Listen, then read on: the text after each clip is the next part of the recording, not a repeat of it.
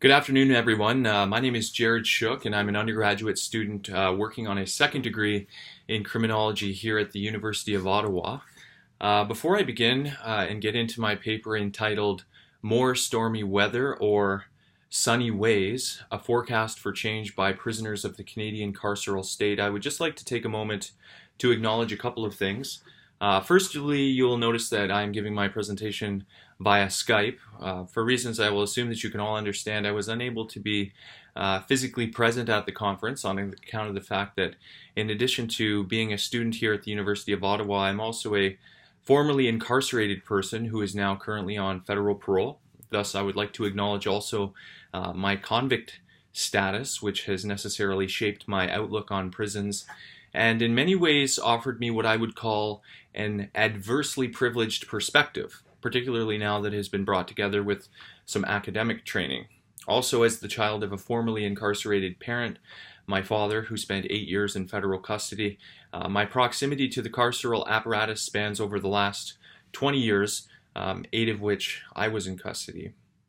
And secondly, I would just like to also take a quick moment to make a point regarding abolition. At ICOPA 15, while I was still incarcerated, I presented a paper by proxy entitled Business as Usual, drawing upon my firsthand experiences in prison and observations documented throughout the course of my incarceration. I attempted to make the case that prisons were brutal, dehumanizing institutions, and I closed my paper with the statement that they were perhaps worthy of being abolished. I purposefully left the question of abolition open at the time because I did not feel that it would be an intellectually honest position to take without having done the reading and the thinking that I thought was required to take such a stance. And moreover, I felt reluctant to place myself without first being confident that I could articulate even to myself what a world without prisons might actually look like in practice.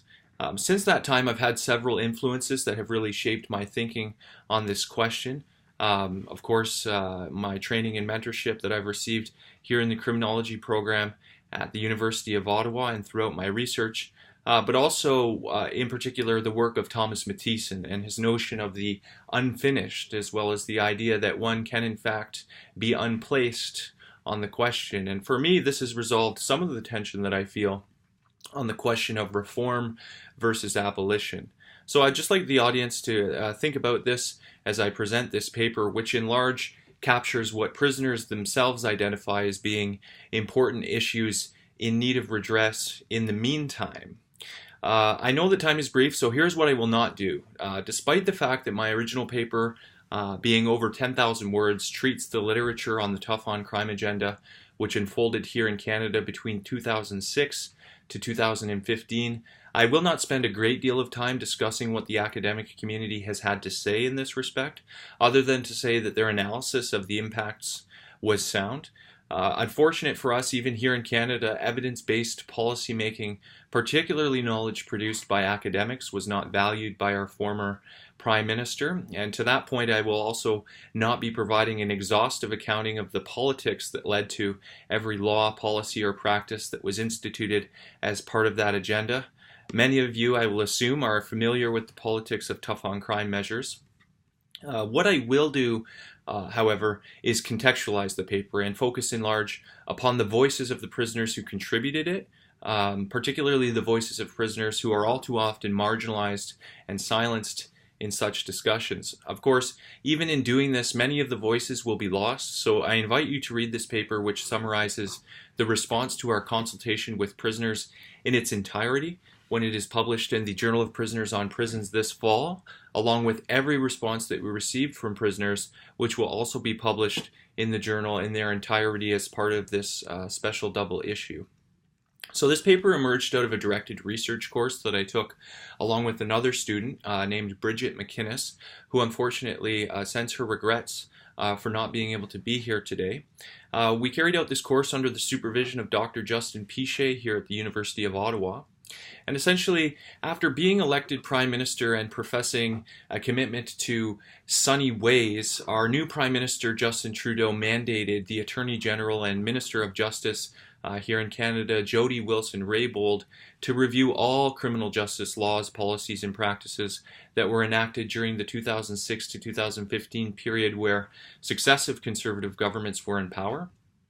In a 10-year span, including 2 minority and 1 majority governments, we saw a period of penal intensification here in Canada that included an increase in mandatory minimum sentencing, restrictions on access to bail, widening in the scope for dangerous offender designations, the elimination of credit given for pretrial custody, restrictions on access to parole, the abolition of accelerated parole review, the inclusion of victims in important correctional decision-making processes, as well as other areas of the criminal justice system, sweeping changes to the laws on pardons, heavy investments in institutional security, as well as a widening in the power and the authority that are granted to Correctional Service of Canada personnel to search both prisoners and their visitors, special resources dedicated to the threat of radicalized prisoners, and massive cutbacks to resources, programs, and supports for prisoners.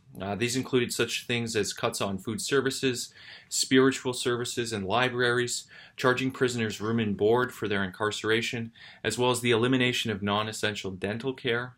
It also coincided with a reduction in face-to-face contacts between prisoners and their parole officers, longer wait times for parole reviews, increases in segregation, crowding, double bunking, increases in violence and use of force incidents, and an unprecedented increase in the population of prisoners, which was particularly borne by women, whose population increased by 77%, Aboriginal people, whose population increased by 52%, and Black prisoners, whose population increased by 78%.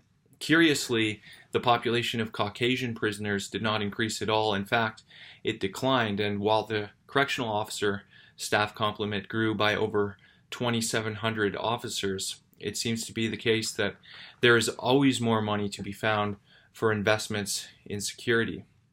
So if we think about these changes that have occurred in the context of the current government's promised review of the Canadian criminal justice system, you can understand why we saw it as important that this review ought to involve direct input from prisoners who've experienced these laws, policies, and practices firsthand, as we believe they're best positioned to identify what changes are needed moving forward. And so we therefore mailed out letters to every institution in Canada at all security levels to ask prisoners what are the main issues for you, and what have been the impacts of these changes on your life, and how would you like to see things changed moving forward? The response to our call out was overwhelming, to say the least. We received over 50 responses, including the voices of women, Indigenous, Black, LGBTQ, and elderly prisoners from every region of the country at all security levels, some of them totaling more than 20 pages long. And in fact, as stated, the response was so immense that we have decided to dedicate an entire double issue of the JPP, the Journal of Prisoners on Prisons, to their voices. Now, after thematically analyzing every letter, we were able to identify the top 10 themes. These included sentencing, case management and staff culture, mental health, physical health care, food, prisoner pay, old age security, educational and vocational training, parole and parole conditions, and pardons. And as stated at the outset of my presentation, I will not spend a great deal of time focusing in on those particular themes, and I will now instead turn to the responses that we received from prisoners. And like I said, for the purposes of brevity, I will devote my attention to the section of our paper that accounts for the responses that we received from groups of prisoners whose voices are typically marginalized.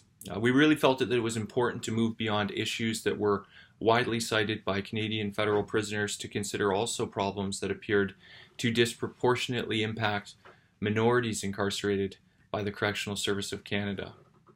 So over the 10-year period under review here, there was a dramatic increase in the Indigenous federal prison population.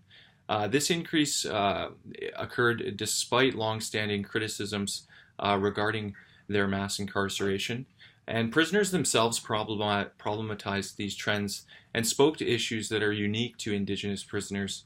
For instance, 2 prisoners who wrote to us from the Pacific region indicated that in addition to the population fast becoming of more Aboriginals, that the ladies in Max now feel that they are not having their spiritual needs met.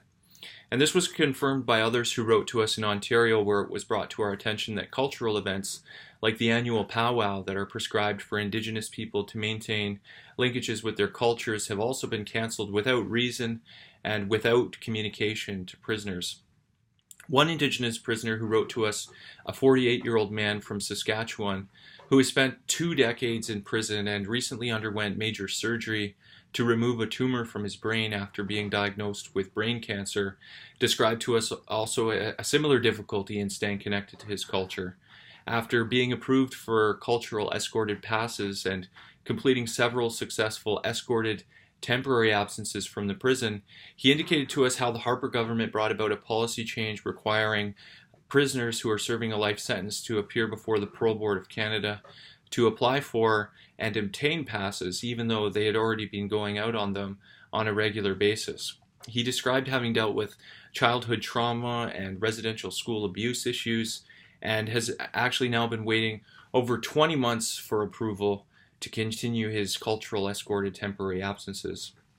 Another prisoner from Ontario indicated to us that Gladue sentencing principles, which are legally required here in Canada to be considered in correctional decision-making processes that have a bearing on an individual's liberty, are also not being followed. This prisoner actually asks that the current government review all policies that the previous government installed that had an effect on and consequently engulfed First Nations people. We received only a single response from an Inuit prisoner who described to us feelings of dislocation, as well as the difficulty of maintaining family ties while incarcerated, and the undue hardship that is brought upon family members who wish to maintain contact with their loved ones while they're incarcerated so far away from home. While we did problematize his recommendation that the federal government start considering to build a federal prison in Nunavut, which is actually something that is currently on the table, we did believe its implementation would perpetuate the mass incarceration of Indigenous people. But we can appreciate why this prisoner would see that as a solution at a moment when the federal government has failed to deal with past and ongoing destructive colonial relations. We received only a single response from a prisoner who identified themselves as being black. Given the 78% increase in the black prison population, we were surprised by this. I will leave it as an open question at the moment as to why this was so. But nevertheless, the prisoner who did respond to us incarcerated on the East Coast provided a fairly lengthy and thoughtful submission, which spoke with a great deal of clarity to the problem of systemic racism. His analysis suggested that the majority of minorities are deadlocked or warehoused in federal penitentiaries after receiving harsher sentences due to the discrimination experienced when trying to obtain and maintain parole. He further described to us, as did some who touched upon issues related to Indigenous prisoners, the importance for a minority to stay connected to one's cultures and customs, as these needs and traditions are not being addressed, and he calls for a cultural liaison to represent these ongoing violations of one's rights, while also recommending that an ethnocultural advisory representative be the liaison between racialized prisoners as well as the government. We were grateful to be in receipt of several responses from women across the country who spoke eloquently and passionately to issues that are unique to them. The content of their contributions reveal shocking and appalling conditions of confinement for federally sentenced women. For instance, 2 of the women who wrote to us from Ontario described a culture of debasement towards women on the part of the guards where, in their words, "It is rare that a guard treats us with respect or dignity. They demean us, lie, make accusations and assumptions, tease us, restrict our choices, belittle us, swear, and call us names. For example, guards have made fun of what clothing women wear, our makeup, a woman's weight, and how much junk food we purchase at canteen." Another female prisoner from British Columbia described to us an experience of similarly poor treatment in the hands of the state. After arriving in the facility in maximum security, 34 weeks pregnant, she told us that the decision-making regarding her institutional placement was in part paternalistic, as she was accused of continuing to remain in an abusive relationship with the father of her child. She further described to us the insensitivity shown to her on the part of the state following her giving birth to her son, when the very next day she was shackled and handcuffed and not allowed to breastfeed, hold, or cuddle her newborn son safely. This uncompassionate treatment continued upon her return from the hospital, where the institutional security climate dictated that she would not be permitted to provide breast milk for her son due to the potential for contamination. Prisoners who wrote to us also discussed visitation with their child in the institutional visiting room, where they argued that this is not a conducive location for a mother to bond with her child. They also noted that in addition to the overarching security atmosphere imposed upon prisoners and their loved ones, women have been denied the opportunity to hold their baby, to breastfeed, and to change diapers. Another problem cited by the women who contributed to this project is the lack of halfway houses for women. For instance, those incarcerated in Ontario describe women waiting months for a bed and being forced to live hours from their community when released on day parole. We received only a single response that spoke to issues that LGBTQ prisoners face while incarcerated. The response that we did receive observed that the LGBTQ community at an institution in Ontario feel as though they are not accepted as individuals, and especially not as a community. They described to us an atmosphere where there is a prohibition on gay relationships that are deemed unacceptable by the guards. More so, it was noted that an individual's partner is often mentioned in paperwork, and women in relationships have not been supported for parole due to their relationship and their partner of choice.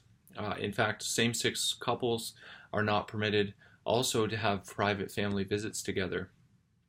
We received several responses from elderly prisoners who shared experiences of incarceration that highlight how penitentiaries are particularly punishing for the elderly. For instance, 2 prisoners from the Pacific region described a lack of approach towards dementia and elderly care, adding that we have a number of older ladies and they are not respected in that manner. Moreover, a prisoner in Ontario discussed the circumstances of elderly prisoners who are unable to work for health reasons or infirmities, and thus find it very difficult to meet financial needs and make purchases of non-essential healthcare items. A number of prisoners who wrote to us expressed their frustration and dissatisfaction also with the government's decision to remove access to old age pensions for prisoners aged 65 and over. Now, despite the pessimism expressed on behalf of the elderly prisoners who wrote to us, we recognize a certain resilience and courage on their part. For instance, one elderly prisoner who chose to remain anonymous stated, "I am writing this document knowing that I have a parole hearing in July 2017, and I've been advised my freedom could be jeopardized by my writing this document to you. I am 67 years old and will not be victimized by fear and intimidation and bullying that is commonly used by CSE personnel." And throughout the responses that we received, there appeared to be a certain, optimism that perhaps Prime Minister Trudeau's professed commitment to sunny ways and mandated review of the penal system could lead to meaningful change. That said, this optimism was cautious. Many prisoners in their letters to us indicated that they had previously received many letters similar to ours asking for input and saying that their feedback could lead to change. And there seemed to be a feeling of despair also, as the previous interventions didn't lead to the positive change that they had wished to see. As stated by one prisoner incarcerated in the Atlantic region, "What really perturbs me about studies such as yours is that a lot is said, but very little seems to come of it. You can publish in whatever journal you wish, but politicians don't read journals. I personally have been in this prison for 40 plus years without release and have engaged in several studies of various types concerning the prison system. I've yet to see any of them bear any fruit." Forging beyond his pessimism, he nonetheless took the time and the risk to submit a contribution to this endeavor. It was not lost to us or the prisoners who wrote to us that, despite their charter-protected right to freedom of thought, belief, opinion, and expression, participating in this exercise could result in retaliation. Prisoners in the Pacific region who wrote to us said, "We would also like to tell you that here at the institution they are not happy about your reaching out to us, and even less so about us replying. They even went so far as to admitting to accidentally giving us your original letter and they routinely alter or manipulate our opinions regarding operations to their benefit. We were also placed on an incredibly suspicious lockdown for the entire month of April due to technical difficulties shortly after. Again, we recognize a certain resiliency and courage in the fact that in spite of the potential consequences, prisoners chose to add their voices to this conversation. Many of the prisoners who wrote to us both opened and closed their letters with expressions that reveal the resiliency of their spirits and a certain optimism in spite of the challenges that they have faced and will continue to face if the government does not act now to address the issues they raise. One prisoner captured this with the statement that, "I believe people can change. I believe in rehabilitation and that people are genuinely good, even when I'm surrounded by negativity, constantly pounded and put down by the Correctional Service of Canada." And in reflecting upon this project, it should also be recognized that many of the prisoners who wrote to us also began their letter with expressions of accountability for the harms which they have that have brought them to prison in the first place, often putting the burden of responsibility squarely on their own shoulders without reference to the obvious structural factors that have invariably impacted their lives. One prisoner opened his letter with the inculpatory statement, "To be very clear, my story is not about me decrying the fact that I am in prison. I am very guilty." On the whole, the prisoners that wrote to us and the responses that we received from prisoners comprise a comprehensive account of the impacts of the punishment agenda of 2006 to 2015, including a pragmatic forecast for change moving forward. As one of the facilitators of this collection, it is my hope that you will seek it out in the upcoming double issue of the Journal of Prisoners on Prisons. That said, we do not claim or endorse every recommendation for change as our own, nor do we unreflexively accept that every account of prison life found within the margins of the upcoming issue of the JPP can be taken as the impermeable testimony of life behind the wall, as is the case of all accounts of penality, whether produced by captives, captors, academics, the media, or anyone else.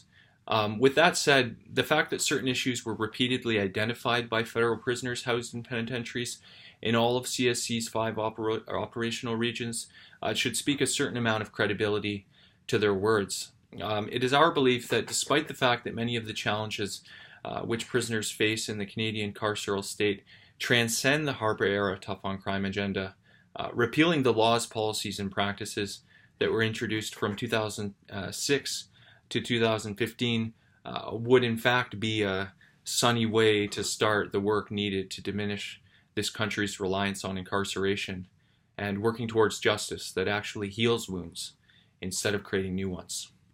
Thank you very much for your time.